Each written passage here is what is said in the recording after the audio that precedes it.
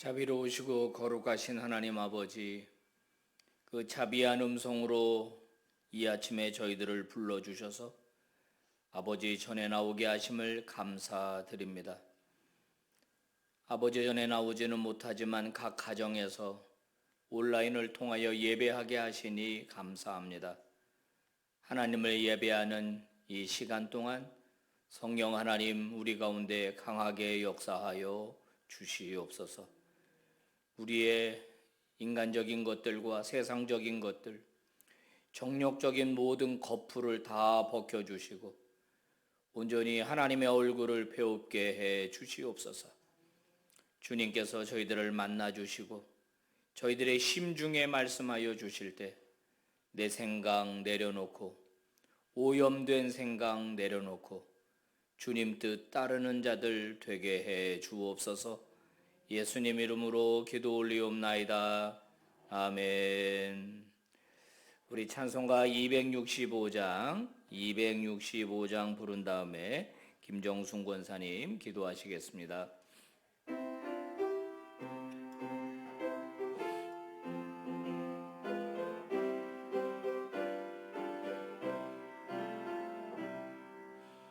주 십자가를 지심으로 죄인을 구속하셨으니 그 피를 보고 믿는 자는 주님의 진노 면하겠네. 내가 그 피를 유월절 그 양의 피를 볼 때에 내가 널 넘어서 가리라. 구주의 사랑 크신 은혜 보혈의 능력 의지하세.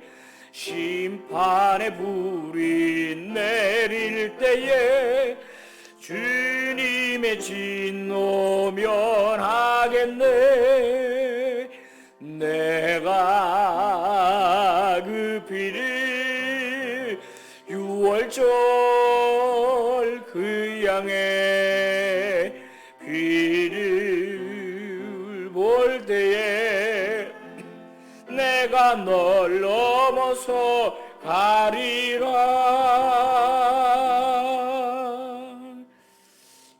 우리 김정순 권사님 기도 인도하시겠습니다.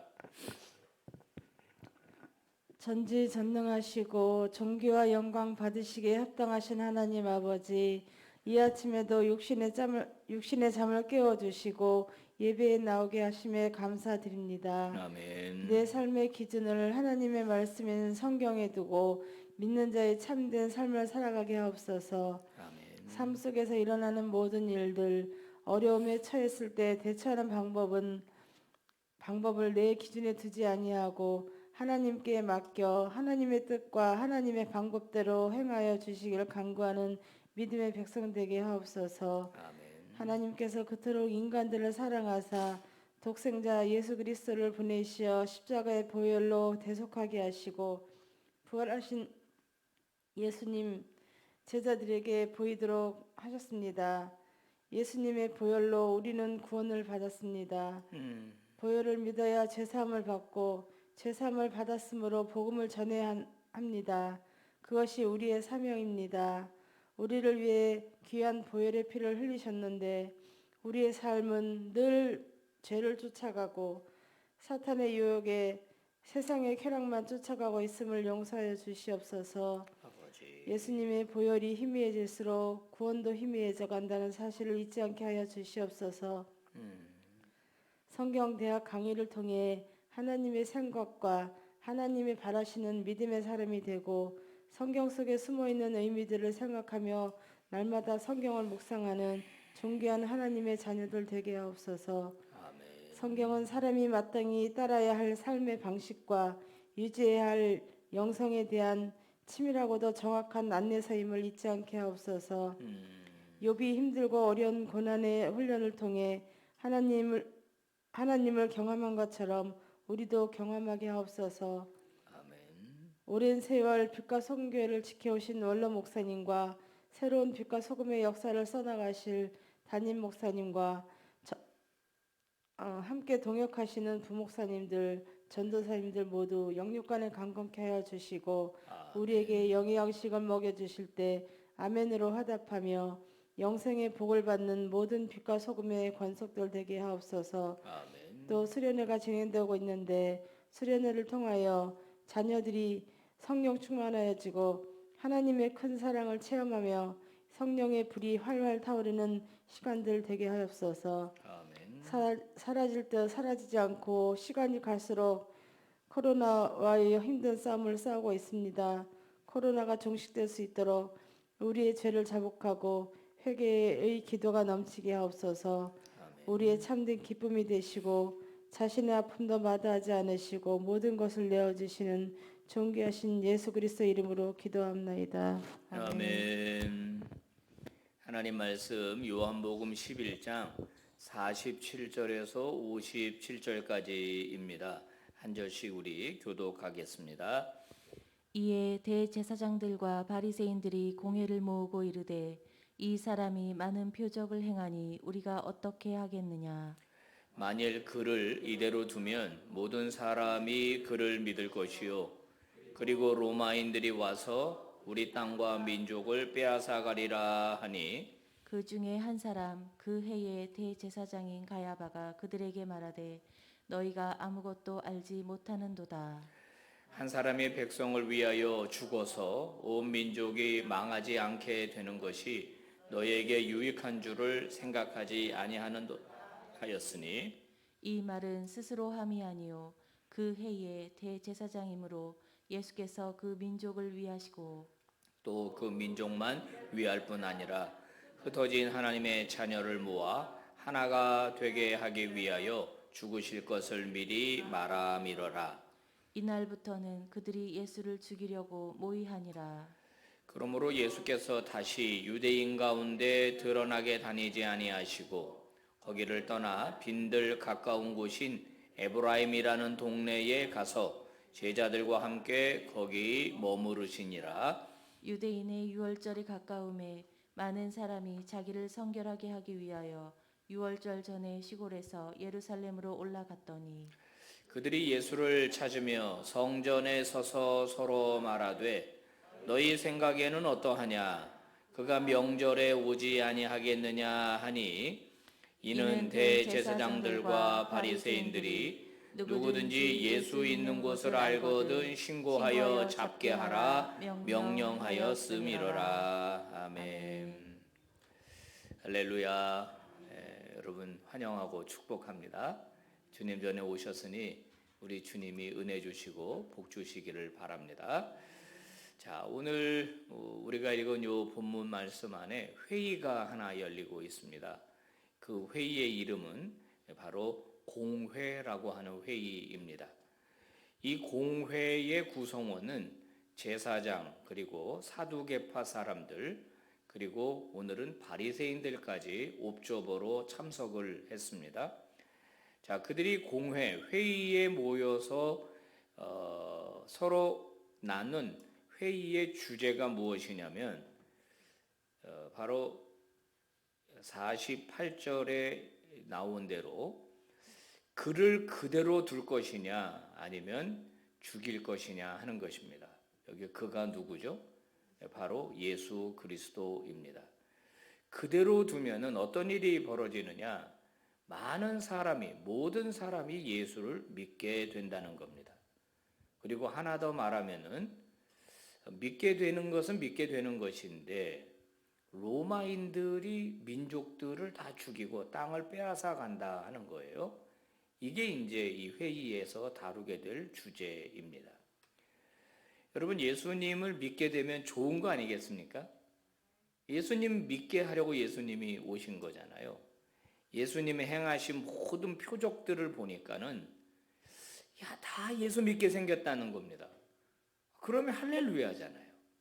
그런데 이 사람들은 이것을 지금 경계하고 있습니다. 이런 일이 벌어져서는 안 된다는 거예요. 모든 사람이 다 믿게 되면 로마가 우리 땅을 뺏어가는 일이 생긴다는 거예요. 이건 거짓말입니다. 왜냐하면 이 얘기는 뭐냐면 예수님이 반역운동을 해가지고 로마가 진압하러 개입하게 될 거고 그러면 자기들의 자치권을 잃어버리게 될 거라는 이야기거든요. 근데 예수님은 단 한 번도 반역운동을 하신 적이 없어요. 그죠? 예수님이 무슨 무장 봉기를 일으키신 적이 없잖아요. 그 베드로가 나중에 칼을 썼을 때도 칼집에 돌을 넣어라. 칼을 쓰면 망한다. 이렇게 말씀하신 예수님인데 그건 어디까지나 지금 이 회의에서 자기들이 원하는 결론에 도달하기 위해서 던지는 그런 그 거짓말이라고 하는 겁니다. 자, 예수님이 수많은 표적을 일으키셨고 많은 사람이 예수를 지금 믿고 있는데 이들은 왜 안 믿는 걸까요? 왜 예수를 안 믿고 죽이려고 하는 걸까요? 그 이유는 바로 정치적 계산이 따로 있기 때문입니다. 따로 계산기, 따로 주판을 튕기고 있는 거예요. 당시 이제 대제사장들과 바리새인들은 서로 친한 사이가 아니라고 제가 말씀드렸습니다. 이 두 그룹은 서로 앙숙이에요. 이 공회에 모인 사람들은 주로 그 당시에 귀족들입니다. 그리고 그 귀족들을 항상 비판하던 사람들이 바리새인들이에요. 그 둘이는 서로 앙숙입니다. 근데 둘이 지금 손을 잡아가지고 예수를 죽이려고 하는 회의를 하고 있거든요. 회의는 점점 예수를 그냥 놔두면 안 된다. 저 죽여야 된다. 그냥 놔둬가지고는 큰일 난다. 지금 이런 얘기로 흘러가고 있는 거죠. 이들은 지금 무슨 얘기를 하냐면은 여기 보면은 50절을 한번 보시겠어요? 50절. 한 사람이 백성을 위하여 죽어서 온 민족이 망하지 않게 되는 것이 너희에게 유익이다. 한 사람이 죽는다. 예수가 죽어서 우리 민족이 망하지 않게 된다. 이게 우리한테 유익이다. 이익을 따지고 있습니다. 왜 예수가 죽어야 자기들에게 이익이죠? 왜 예수가 살면 자기 민족이 망하죠? 이것은 거짓 논리라고 하는 겁니다. 자, 이런 주장을 왜 하는 걸까요? 아까 말씀드린 대로 그들이 가지고 있는 정치적 주판할 때문입니다. 여러분들이 좀 아셔야 될 게요. 대제사장들과 당시 공회 사람들은 이스라엘 민족의 그 지지, 그들의 그 지지율 때문에 먹고 살았습니다. 항상 제사장을 바라보는 거예요. 제사장이 거의 왕 노릇을 했습니다. 스스로 왕을 가질 수가 없고 헤롯이 왕이기는 하지만 실제적 영향력은 대제사장에게 있었어요. 그러니까 백성들의 이 지지, 백성들의 이거를 받으려고 그 몸부림을 치는 게 이 대제사장이에요. 지금 여러분들 대선 주자들, 여러분이 어떤 당을 지지하는지는 제가 잘 모르겠으나 또 말씀드립니다만은 자기 혼자만 지지하면 되지 교회 와가지고 다른 사람한테 강요할 필요는 없는 것 같아요. 누구든지 그냥 여러분이 찍으면 되는 거예요. 그거는 자기 정치적 신념에 의해서. 근데 가만히 보시면은 지금 이제 사과하기도 하고 또 네거티브 상대를 비난하기도 하는데 그게 다 정치적 이익이 그 안에 숨겨져 있어요. 저는 사과도 사과로 안 봅니다. 양쪽 다 똑같습니다. 사과를 해야 더 많은 지지가 자기들에게 생기고 지지율이 빠지지 않기 때문에 사과를 하는 거지 진정한 사과는 아니라고 봐요. 다 뭐가 깔려 있다고요? 유익이 깔려 있는 거예요. 유익. 정치적 계산이 깔려 있는 거거든요. 여러분 바리새인들은 어떤 사람들이에요? 바리새인들 역시 그 사람들의 지지를 받고 살았어요. 이분들은 평신도예요. 제사장도 아니고 귀족도 아니에요. 그냥 평신도로서 경건운동을 하는 사람들입니다. 11조 잘하고 기도 잘하고 율법 잘 지키고. 그러니까 백성들이 와 하고 박수 쳐주거든요. 후원금을 내거든요. 그분들한테 후원금을 준다고요. 그 당시에. 그거 가지고 먹고 살았어요. 그러니까 이 바리새인들도 전부 다 대중적 지지를 기반으로 살아가는 사람들이에요. 대제사장 그룹이나 사두개파 그룹이나 바리새인 그룹이나. 근데 예수님이 오시고 나니까 어떻게 됐어요? 전부 다 예수님한테 가는 거예요. 자기들의 지지 기반이 흔들리는 겁니다. 자, 여러분이 어느 동네에서 야채 가게를 한다고 한번 가정해 봅시다. 우리 집에 손님 많았어요. 근데 옆에 야채 가게가 또 생겼어요. 근데 글로 다 가. 사람들이, 손님이. 우리 집은 파리가 날려요. 여러분, 이거 못 견디는 거지 않습니까? 이들이 지금 꼭 그런 격입니다. 다 자기들 말 잘 들었습니다. 자기들 가면 다 박수 쳐줬습니다. 그런데 예수님이 오셔가지고 그들의 이중성을 적나라하게 지적하니까 못 견디는 겁니다. 여러 이유를 갖다가 붙여가지고 예수를 죽여야 된다는 겁니다. 죽여야 된다는 거예요. 자, 성도 여러분, 이제 우리는 이 말씀 속에서 교훈을 받아야 됩니다. 우리가 무슨 일을 결정할 때의 내적인 동기의 순수성에 대하여 스스로 생각해 볼 필요가 있습니다. 나는 어떤 일을 하든지 마찬가지입니다. 내 이익을 탐하면서 마치 공동체의 이익을 생각하는 것처럼, 내 이익을 추구하면서 마치 우리 모두의 무엇인가를 추구하는 것처럼 그렇게 포장하기를 좋아하는 게 저와 여러분이라는 거예요. 그래서 무슨 일을, 회사에서 일을 하든 세상에서 사업을 하든 교회 안에서 봉사를 하든 이게 뒤바뀌게 되면은요, 골치 아픈 문제가 교회에 생기게 되는 거예요. 자기의 이익을 탐하기 위하여 거룩을 내세우게 되는 표리부동함이 생기게 되는 겁니다. 제일 냄새나는 일이죠. 제일 그 썩은 냄새 나는 일입니다. 예수님이 바리새인들을 왜 그렇게 지적하셨어요? 이중성 때문이었잖아요. 니네가 막 거룩한 척하고 율법 잘 지키고 하는데 주님이 정확하게 간파하셨잖아요. 회칠한 무덤이다. 결국은 니네 이익이 속에 깔려 있는 거 아니냐. 그 일을 하는 게 너희들의 동기가 하나님 앞에서 순수하지 않다는 거거든요. 진짜 네가 하나님의 영광 때문에 그렇게 하는 거냐, 아니면 네 영광 때문에 그렇게 하는 거냐. 자, 이 부분을 조심해야 됩니다. 특히 교회 안에서 이 목회자들, 저를 비롯한 우리 목회자들, 사실 대중적 지지를 받죠. 목사가 성도들의 사랑과 격려받고 사는 사람 아니에요? 그러니까 저도 그렇게 될 가능성이 굉장히 많은 사람이에요. 저도 오늘 본문 큐티 제가 묵상하면서 그 부분을 다시 한번 제가 다잡고 기도하거든요. 그래, 내가 하나님의 영광을 위해서 가는 거지.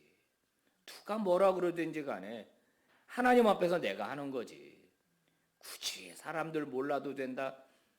여러분 다 똑같은 마음이 되기를 주의 이름으로 축복합니다. 제가 목회를 그동안 쭉 해오면서 정말 속상했을 때가 있었습니다. 언제냐면은 항존직 선거를 할 때예요.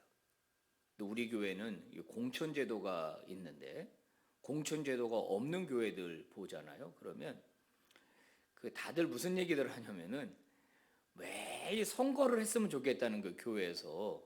그래서 왜 그러냐 그랬더니 그렇게 사람들이 친절해진다는 거예요. 선거 때만 되면. 표 받으려고, 권사 되려고, 장로 되려고. 왜 그렇게 커피도 잘 사고 밥도 잘 사는지 인사도 너무 잘한다는 거예요. 그때만. 실제로 제가 어떤 분이 생각이 납니다. 교회 모든 일에 와서 봉사해요.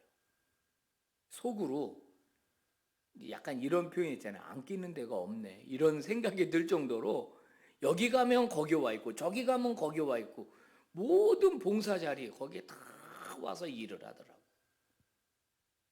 권사님이 딱 되시더만요. 그 다음부터는 얼굴이 안 보여요. 여기 가도 안 보이고 저기 가도 안 보여. 예배도 안 나와 심지어는. 정말 속상하더라고. 어떤 오해가 여러분 되겠어요? 그 표면적인 이유만 놓으면은 어떤 생각이 되겠어요? 저분 그동안 가짜였구나. 가짜로 진실한 척 했구나. 가짜로 헌신했구나. 이런 생각 안 들겠어요? 그렇게 장로 되면 뭐하고, 그렇게 권사 되면 뭐예요? 그렇게 목사 되면 뭐예요? 그렇지 않겠어요? 오늘 우리는 우리 스스로의 내적인 동기, 내가 왜 기도하는가, 내가 왜 예배하는가, 내가 왜 헌금하는가, 내가 왜 봉사하는가, 이 동기를 점검해 보셔야 합니다. 하나님 앞에 정말로 순수한 그런 믿음의 종들 되시기를 바랍니다. 저도 그런 목사가 되겠습니다. 여러분도 그런 성도가 꼭 되시기를 다시 한번 축복합니다. 기도합니다. 하나님 감사합니다. 오늘도 말씀 통해서 깨달음 주시니 감사합니다. 도대체 누구의 유익을 구하는 건지 모르겠습니다. 민족을 두둔하고 민족을 언급하고 하나님을 말하지만 실제로 그 속에는 자기 계산이 깔려 있는 것을 우리가 보았습니다. 우리도 이런 길을 걸을까 심히 두렵습니다. 아버지 하나님 앞에서만큼은 순수한 그리스도인들 되게 해 주옵소서. 오직 하나님의 영광만 바라는 주의 종들 되게 해 주시옵소서. 아버지 우리 중에 병중에 있는 성도들이 있습니다. 연로한 어르신들이 있습니다. 치유의 은혜를 베풀어 주시옵소서. 세상 속에서 또 출근하고 사업하고 일터에서 일하는 우리 빛과 소금 교우들, 그들이 그곳에서 빛나게 하여 주옵소서. 그곳에서 두각을 나타나게 해 주옵소서. 날마다 등록하는 사람들이 많아지게 하시고 젊은이들이 넘치게 하시고 청년들이 많아지는, 교육부서가 많아지는 소망 있는 교회 되게 해 주시옵소서. 지금 수련회가 여기저기서 진행이 되고 있습니다. 각 수련회마다 넘치는 은혜를 부어 주시옵소서. 예수님 이름으로 기도 올리옵나이다. 아멘. 예배 마쳤습니다. 여러분 기도하시다가 은혜 가운데 돌아가시기 바랍니다.